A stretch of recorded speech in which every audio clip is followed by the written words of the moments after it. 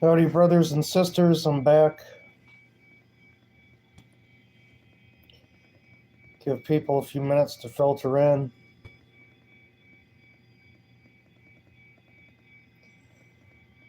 My name is Pike. I'm a single Orthodox Christian living on the banks of the Anchor River.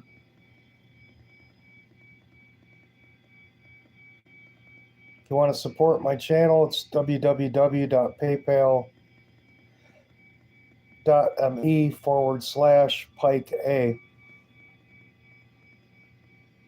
The first reading here and the second live for tonight. Coming up soon. Priest Francisco Salvador. Every week, the left threatens to kill me. About Chile, the Orthodox mission, and the missionary community in Santiago. By Sergei Mudrov. Priest Francisco Salvador, when he learned of my intention to visit Chile, replied very kindly, "Come, please. If you need help from our side, we will definitely help." He reacted no less favorably to my request for an interview, offering in turn to give a lecture at the Institute of Orthodox Theology in Santiago. At the lecture, I told the audience about Orthodoxy in Europe based on my numerous interviews from the European region. My communication with Father Francisco took place after the performance. The priest kindly treated me to coffee and sandwiches, regretting that he could not accompany me to lunch. The funeral service for one of the parishioners was scheduled that day. I stayed in Chile for a very short time, 2 days.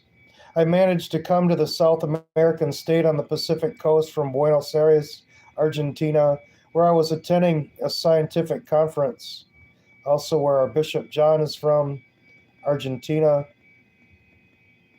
Santiago gave the impression of a slightly chaotic metropolis, but the very location of the city at the foot of the Andes added an undoubted flavor to it, which, alas, Belarusian cities do not have, due to the dominance of flat terrain in Belarus.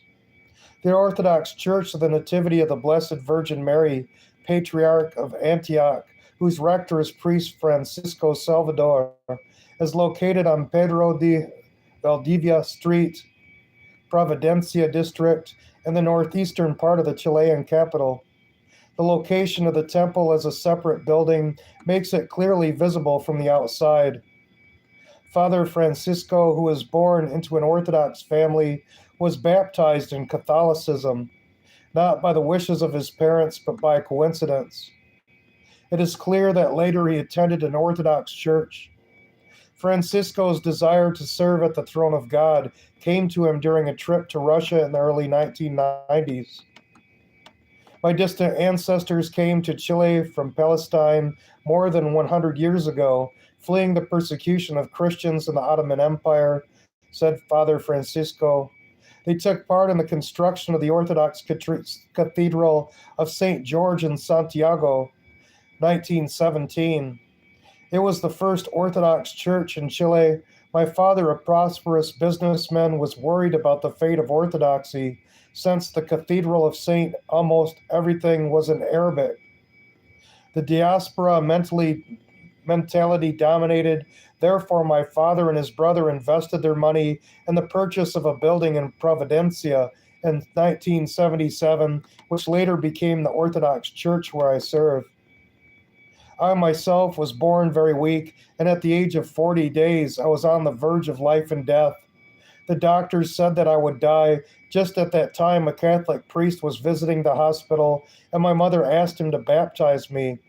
There was no other way. She herself prayed to God, asking me to survive.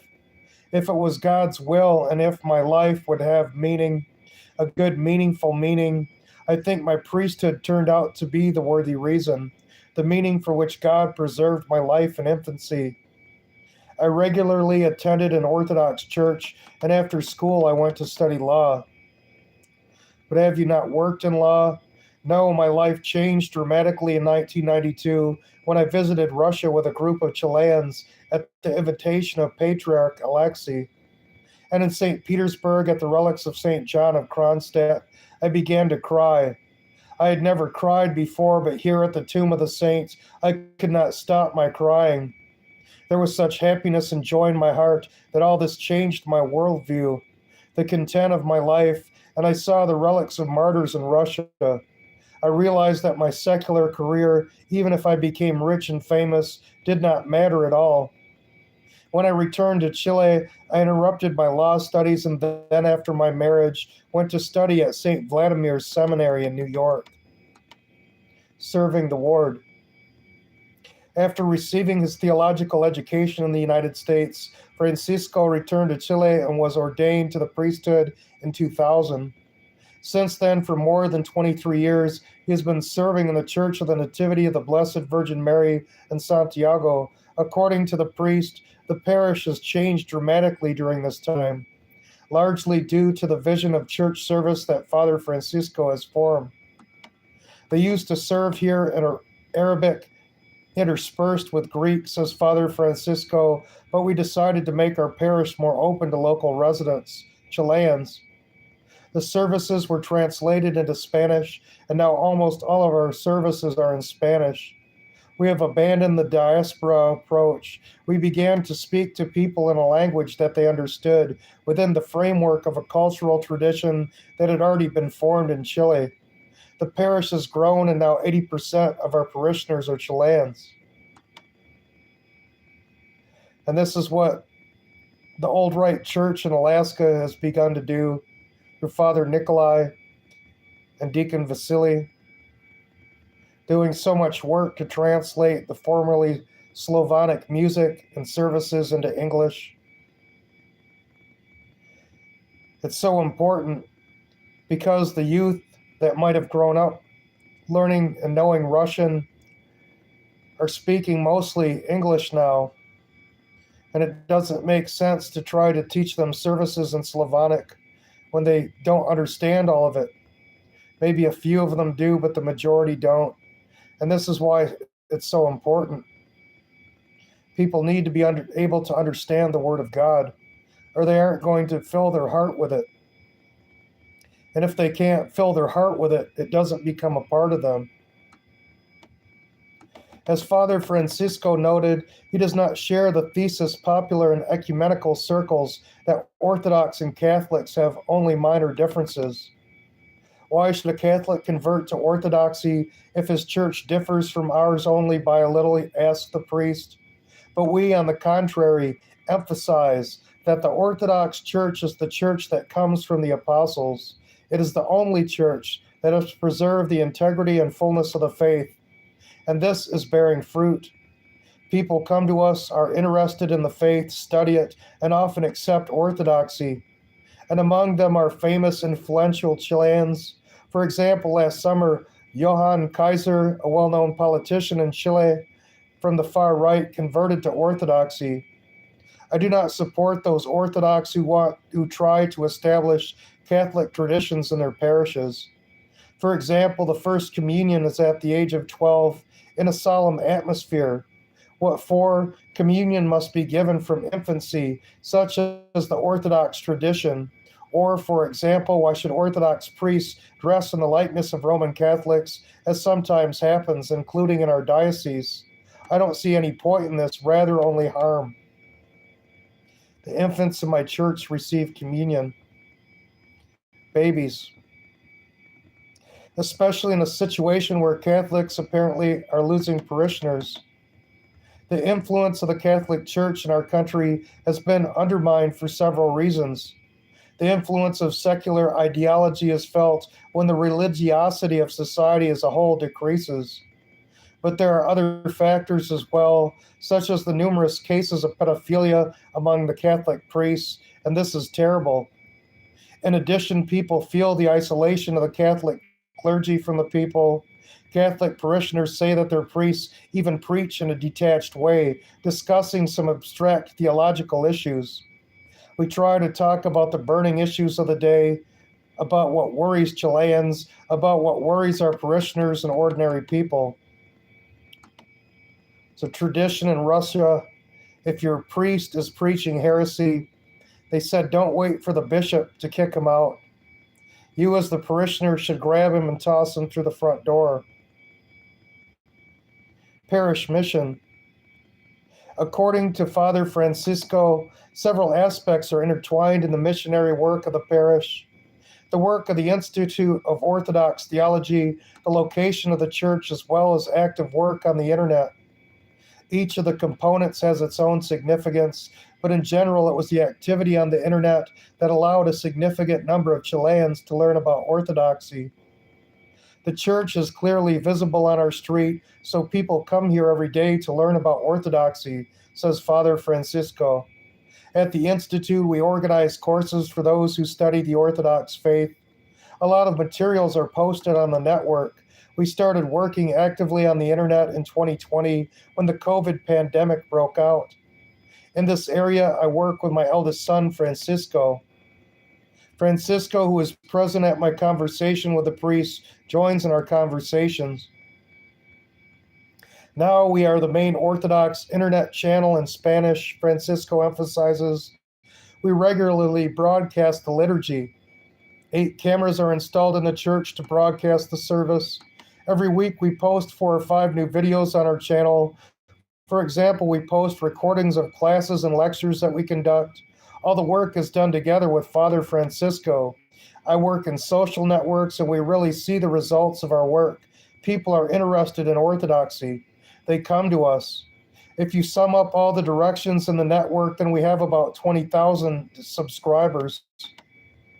I must say that we have radically changed our work with those who want to convert to Orthodoxy, says Father Francisco. Previously, if a person expressed such a desire, he was answered, okay, continue to come to our services. We'll see in a year. Now we say it is necessary to come to the liturgy every Sunday, get acquainted with the literature or videos, and also work for the benefit of those in need. For example, take part in cooking for the poor. We have a kitchen where we cook food every day, or take part in the other work to help those in need. I would also like to note that now, thanks to my son's work on the internet, people come to us more prepared. They know about us, they know about Orthodoxy.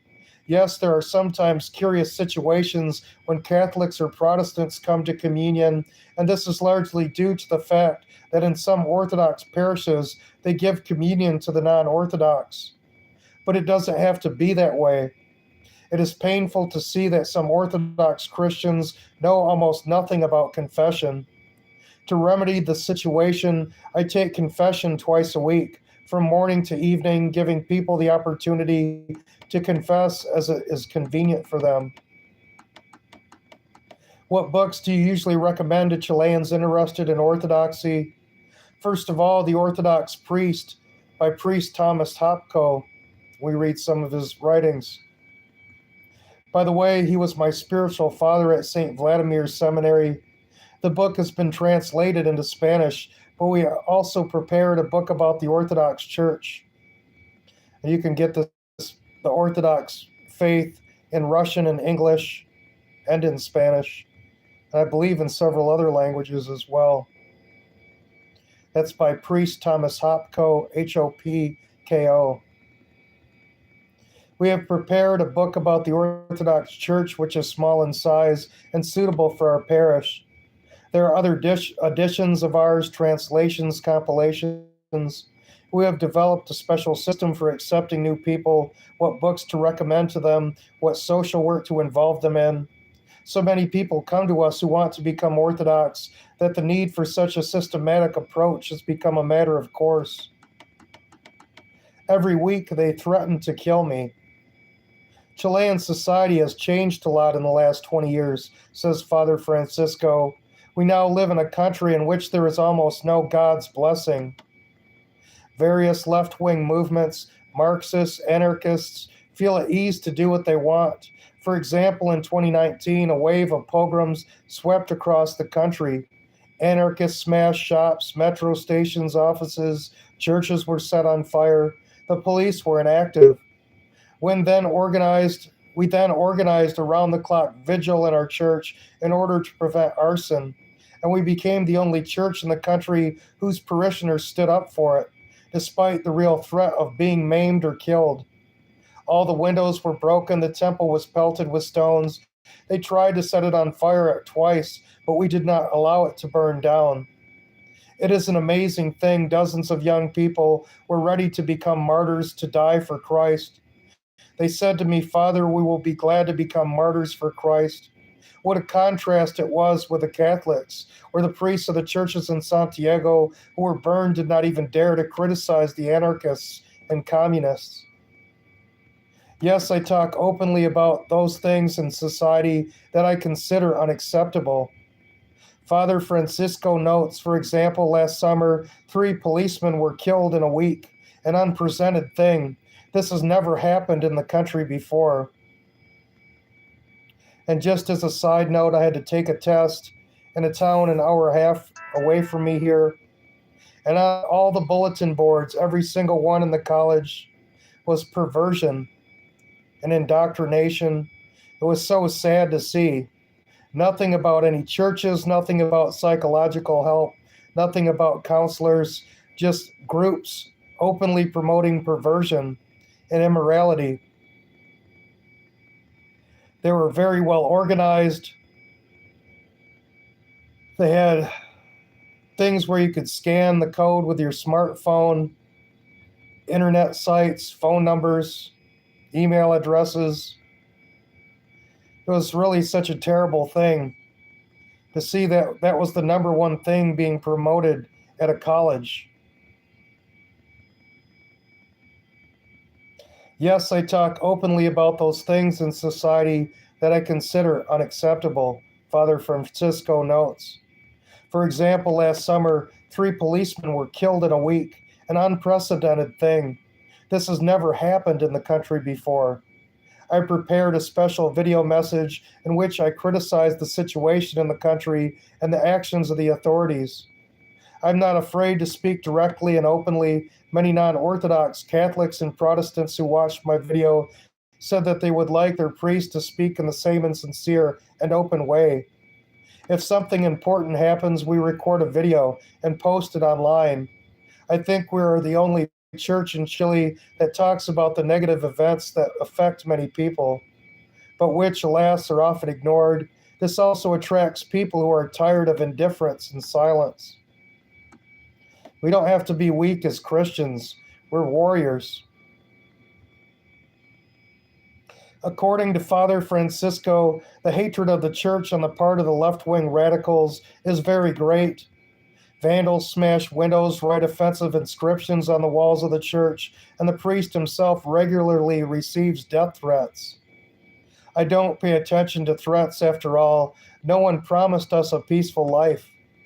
Father Francisco remarks, moreover, for us, this is a confirmation that we are doing a good deed. If the church is persecuted, it means that it is fulfilling its mission well. The devil only attacks those who do good. In our schools, children are sometimes taught terrible things. And this is what I was just talking about. Terrible things, starting in the grade schools. In a conversation with the rector, I could not help but touch on the topic of education.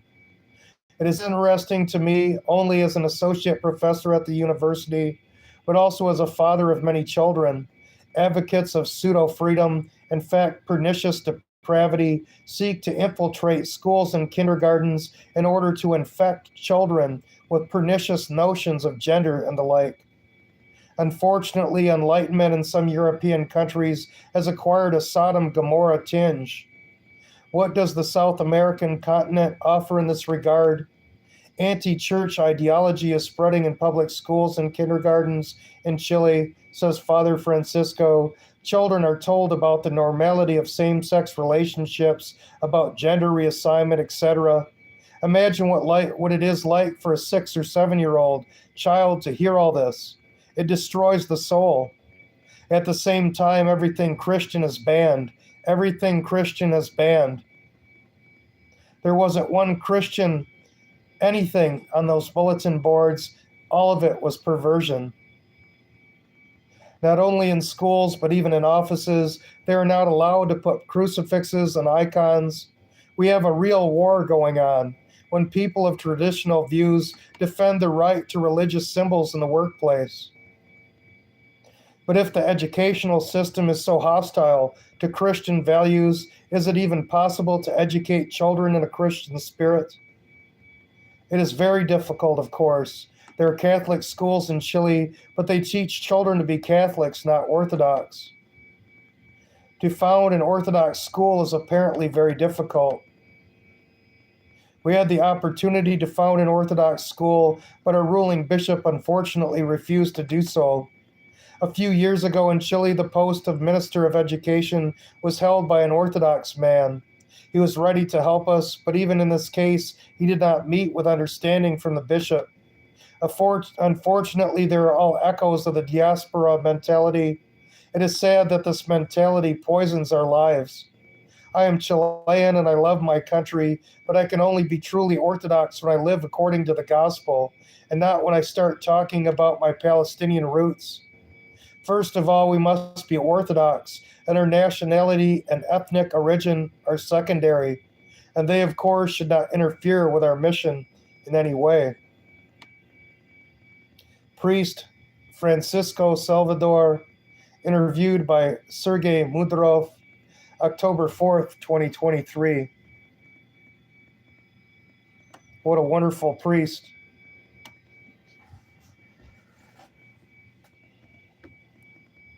It's really shameful what I saw on the bulletin boards, and it was so gross, so vile. I couldn't believe that kind of content was allowed to be put up in a college. Hopefully they lose all federal funding for what they've been doing. I think they should. Any school that allows stuff like that to be posted on bulletin boards should lose all their funding.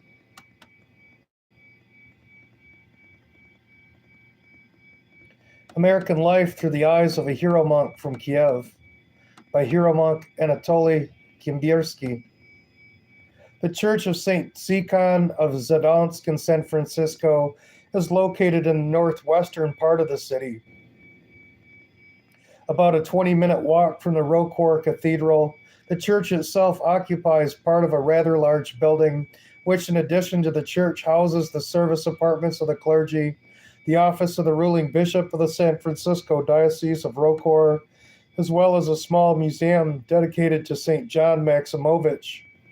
It was Archbishop John who shone with his mercy and compassion in different parts of our planet, who founded the Tikhon's Church in 1951. Blessed St. John Maximovich. The current clergy of the church is small. Bishop Theodosius Ivanchenko, Vicar of the San Francisco Diocese, hero monk Anatoly Kimbirsky, and Deacon Nikolai Sharkov serve in it. The main burden of parish services now borne by Father Anatoly Vladika Theodosius is often on the move. This is a conversation. I was born in a completely non-religious family. My parents never went to church, said hero monk Anatoly. There are 3 of us at my parents' place, and I have an older brother and sister. I was the first in the family to go to church. It was even very unexpected for my parents. However, after a while, both parents and brother and sister came to the faith. But at first, my parents were shocked that I had become such a zealous parishioner. What led you to faith? At one time when I did not yet understand anything about spirituality, but I was learning about the world, searching for the truth, reading various literature, I came across the Confessions of Augustine Aurelius. She impressed me very much. I began to think about many things, to reflect then when I was already in Kharkov as a student of the Engineering and Pedagogical Academy. I remembered the words of one of our associate professors, Oleg Dmitrievich Plasty. He taught a course in higher mathematics.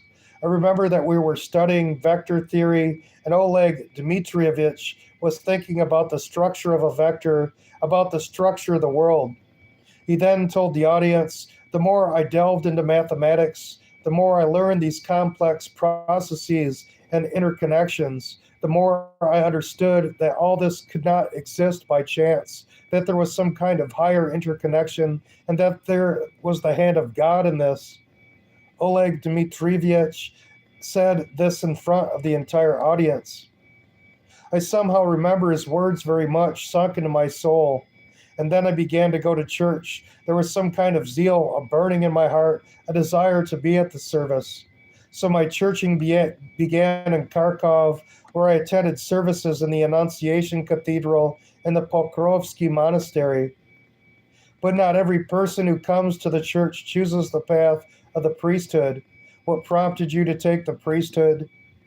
An interesting story happened to me when I arrived in my hometown, Svilobsk, Kivograd region, and came to the church, which I had never been to before. At the very end of the service, a worker came up to me and asked me to stay a little longer, as the rector wanted to talk to me. I think, what does he want from me? Because I neither know him nor he me. The service was over. The rector came up to me without even asking my name. He says directly to the forehead, "Do you want to be a priest?" Of course, I had a slight shock and embarrassment. I did not know what to answer. Although I had thoughts about the priesthood, I say, "I don't know what to tell you, but to be honest, I want to." The abbot answered, "You have this desire written on your forehead." Apparently, the will of God was manifested through these words of the rector, Father Alexander, that I served in his church for 5 years immediately after my ordination in 2001. Do you see that you have had such a desire even before your miraculous meeting with Father Alexander? Yes, I had thought about dedicating my life to serving God before. I liked it, although probably in the first place were thoughts about how to work, how to support the family. I got married early at the age of 20, and my child was born when I was 21 years old. Now, many years later, when my family is broken up, I realize that perhaps it would be better to get married later. Then I would probably have made fewer mistakes. He was more conscious of his family, his choices, his actions. Now, of course, I have something to tell people, what to advise, what to protect from based on my own experience. All this is important in my pastoral practice. Father Anatoly, it is probably important in this whole situation that despite the breakdown of the family, you did not leave the priesthood. You took an important step by becoming a monk. Yes, for some time I served in Kiev and Moscow as an ordinary priest, and already in 2014 in the Kiev Pechurts Lavra, I was tonsured into the monastic rank. I fell in love with the Lavra very much. It's like a homeland for me, like a mother that cannot be forgotten. Of course, I did not immediately come to monasticism, but this was facilitated by the fact that I liked the services in the monasteries. And for me, the time spent in the Lavra is the best in all the years of my service. Here are my most vivid memories, the deepest experience, spiritual, prayerful. And how did it happen that you left Kiev from the Lavra for the United States? Living in the Lavra and carrying out the obedience of an assistant steward, I somehow did not even think about the States. But in 2016, Vladika Theodosius, we had known each other before. Vladika often visited Kiev, asked me to help in San Francisco. After all, there isn't a shortage of Orthodox clergy in America. I agreed to the request of Bishop Theodosius. At first, he stayed in the United States for several months, as allowed on a visitor visa, and then I was invited on a permanent basis on a work religious visa. It is clear that all these points were coordinated with Metropolitan Paul, the abbot of the Lavra. You served in Ukraine and a little in Russia, and then you moved to the States, a country with a completely different culture, language, and tradition.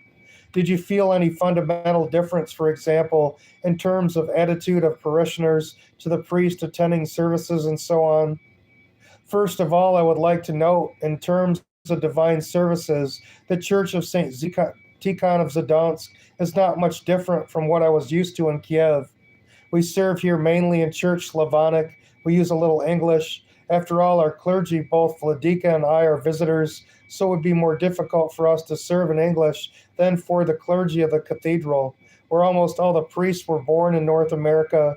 and our parishioners are mostly Russian speaking, although there are a few Americans. But these Americans like services in Church Slavonic. They have never asked to switch to English. True, in general, few people come to us. Usually about 30 people pray at the Sunday liturgy. At evening services, it's a shame to admit this. Sometimes I open the royal doors at the exclamation and see that there is no one or one or two people in the church. Yes, I have noticed such a sad trend in Europe. Very few people come to evening services, for example, to the all night vigil before the Sunday liturgy. In general, the first immigrants who came to California after the war were very zealous parishioners. They invested a lot of effort and money in the construction of churches. Their children have already departed a little from the faith. The post Soviet emigration, of course, was not very religious since people grew up in an atheistic state. But I am amazed that people who were brought up after the collapse of the USSR do not want to go to church. In California, there are still many literate, educated, multi educated people with several educations, academic degrees. For example, Silicon Valley workers. But when you talk to them about God, some strange prejudices and fears are revealed. Here, a person has difficulties. I suggest that he pray, and he answered, "How am I going to pray to St. John if he is already dead?" Or he says, "What if I pray and Vladika will take even more from me? My business, my money." Such is an amazing spiritual ignorance, although people are healthy, educated, and generally good and decent. What was it difficult for you to get used to the peculiarities of American life? In fact, it was a pleasant surprise for me that having arrived here, I did not even somehow understand where I was. Firstly, the environment was Russian. I communicated with everyone in Russian. Secondly, the services are the same. People here are kind, they treat us well. They even say that in America bishops are kinder. And this is true after all. The Orthodox Church in the United States is a minority church. It does not have such a financial arrangement as, for example, in Russia or Ukraine. It does not have support from the state. And when bishops are in a more difficult position, more dependent on ordinary people, then they behave more modestly, more simply, and it is easier to talk to them. Although we have good bishops in Kiev, the same Metropolitan Onifri, the primate of the UOC, is a man of holy life.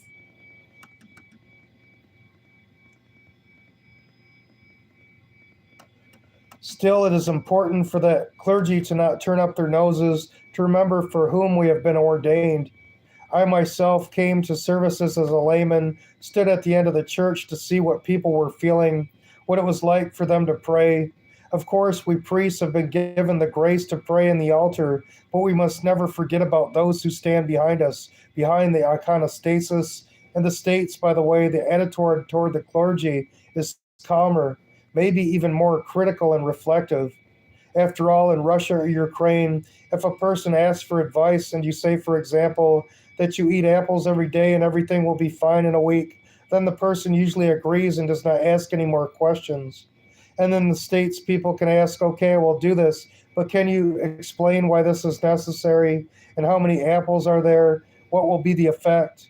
And they don't say it provocatively, but they sincerely want to know to get an answer. In Russia, they could even say this is disobedience, but such conflicts do not arise here. People are genuinely interested, analyzed, and want to know. Therefore, a priest must have a considerable amount of knowledge in order to explain and interpret everything.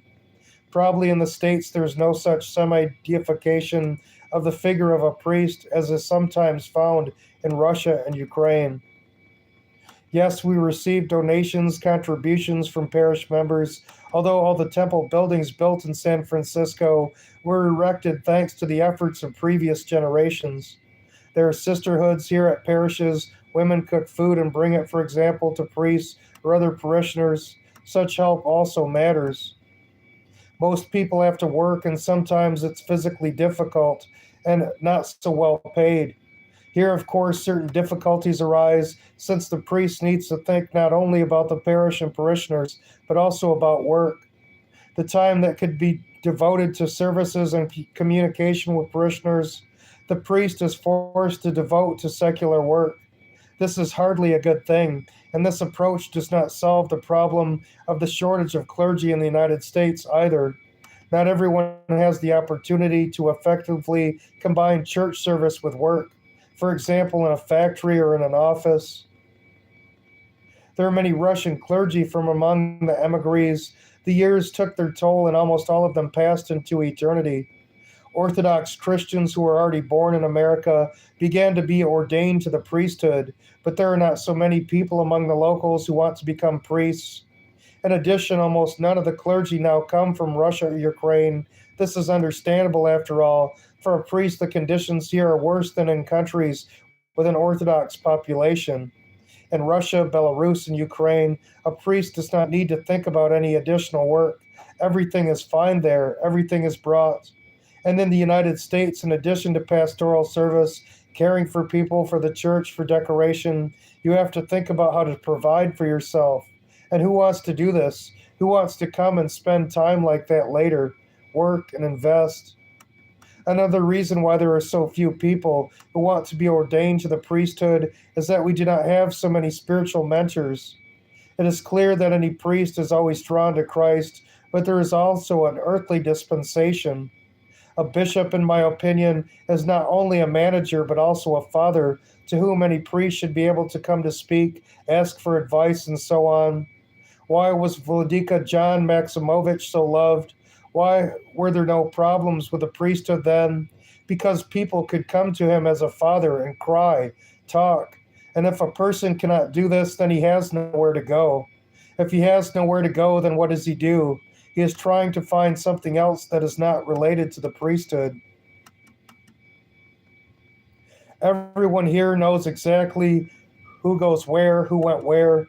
Those who were imbued with certain nationalist trends had previously attended the Ukrainian Autocephalous Church in San Francisco. Ukrainians who went to our church continue to come to us now.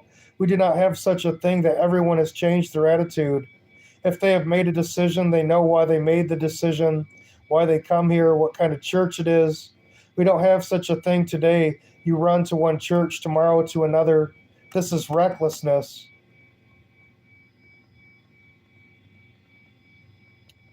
I did not communicate so closely with everyone.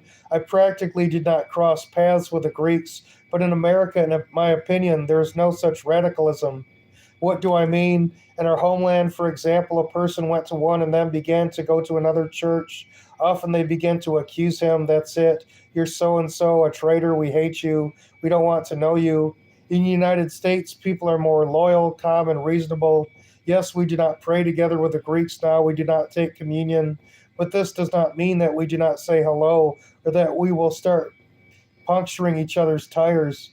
There's no such thing here that someone hates someone, despises someone, chases someone. We are carrying out the decision of the synod, explaining this to the people. But as a human being, we have not stopped communicating with anyone, including representatives of Constantinople. I still have a desire to say a lot of good things about Americans and their way of life. Initially, American was built on Christian Protestant principles, and now many Americans adhere to strict approaches in terms of fidelity, preserving the family, raising children. There are many families with 5 to 7 children. There's an understanding of responsibility to each other. My family, as I have already told you, unfortunately fell apart, but thank God I stepped on the monastic path. At that same time, I think that without a strong family, there will be neither a healthy society nor a normal future. When I taught an Orthodox gymnasium in San Francisco, I talked with a lot of the parents of my students. Parents sometimes know little themselves. They need to be told how to treat each other, how to behave with children. The fact that we teach children the law of God in the gymnasium, tell them how to go to church, how to pray, all this will most likely remain unheard if there's no personal example from parents. This is how little revolutionaries grow up. When children see their parents, words are at odds with their deeds. So, returning to the American situation, I can say that families here are stronger than, for example, in Ukraine. And I cannot say unequivocally how Americans keep their families together.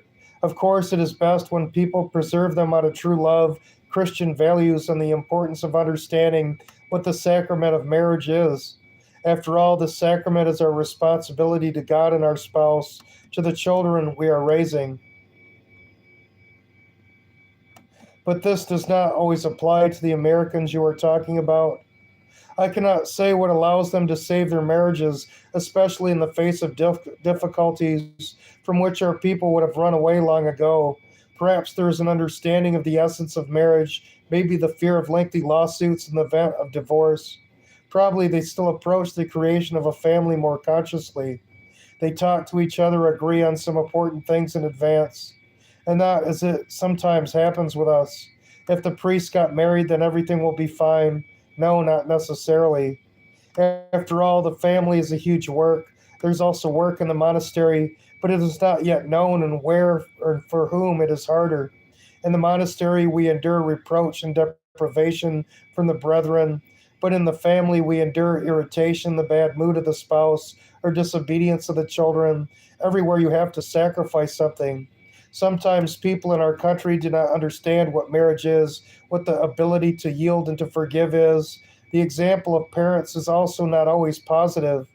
I think that priests should definitely talk to those who are going to get married, ask what are the expectations, goals, and meaning of the marriage for those who plan to enter it. Why do you want a family? What do you expect from your future wife? And what does she expect from you? And what happens if she doesn't behave the way you expect? How will you behave? Maybe then people would not have such disappointment and the hopelessness that follows it, when instead of solving problems, they run to divorce. In America, this is not accepted, although divorces also happen, and the spouses somehow try to stick to each other. This, of course, is a significant plus of American society.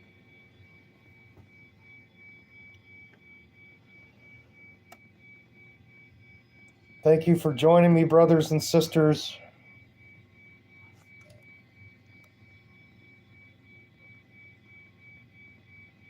I love all you guys so much. Thank you for being here for me.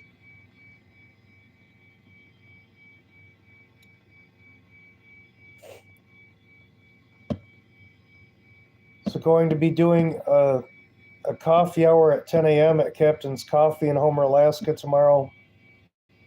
In case you know anybody in Homer, Alaska, or Anchor Point, or who's visiting, Captain's Coffee is easy to find. Be there at 10 a.m. We're going to bring our Bibles and talk about some stuff. I like doing it there so that sometimes people overhear what you're talking about and get interested. And of course, they can pull up a chair and sit at our table, and we'd be glad to have them.